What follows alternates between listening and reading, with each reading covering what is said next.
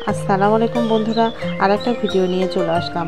আজকে আমরা কথা বলবো আমাদের ঘরের খুব পরিচিত সাদামাটা কিন্তু অবিশ্বাস্য উপকারী একটি সবজি পাতাকপি নিয়ে।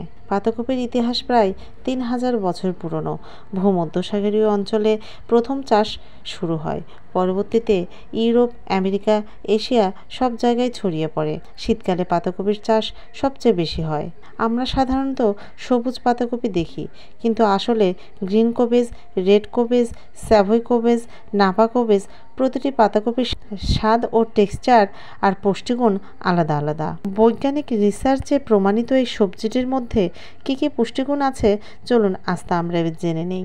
পাতাকপিতে আছে ভিটামিন কে, যা রক্ত জমাট বাঁধতে সাহায্য করে এবং হাড়কে শক্ত রাখে। ভিটামিন সি রয়েছে, যা ইমিউন সিস্টেম ভালো রাখে। পাতাকপিতে উপস্থিত ফাইবার পাচন ভালো করে। অ্যান্টিঅক্সিডেন্ট শরীরের ইনফ্ল্যামেশন কমায়। এতে উপস্থিত ফোলেট কোষ বৃদ্ধিতে সহায়তা করে। পাতাকপিতে ক্যালোরি কম থাকায় ডায়েট খাবার হিসেবে এটি একদম পারফেক্ট। এছাড়া রেড পাতাকপিতে অ্যান্থোসায়ানিন থাকে, যা হার্টের জন্য খুবই ভালো। পাতাকপি শরীরের ওজন কমাতে সাহায্য করে। চুল ও ত্বকের জন্য এটি দারুণ উপকারী। এটি ডায়াবেটিস নিয়ন্ত্রণেও সহায়ক ভূমিকা পালন করে।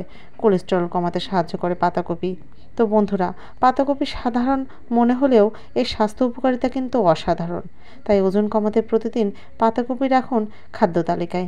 ভিডিওটি ভালো লাগলে লাইক, কমেন্ট এবং সাবস্ক্রাইব করুন।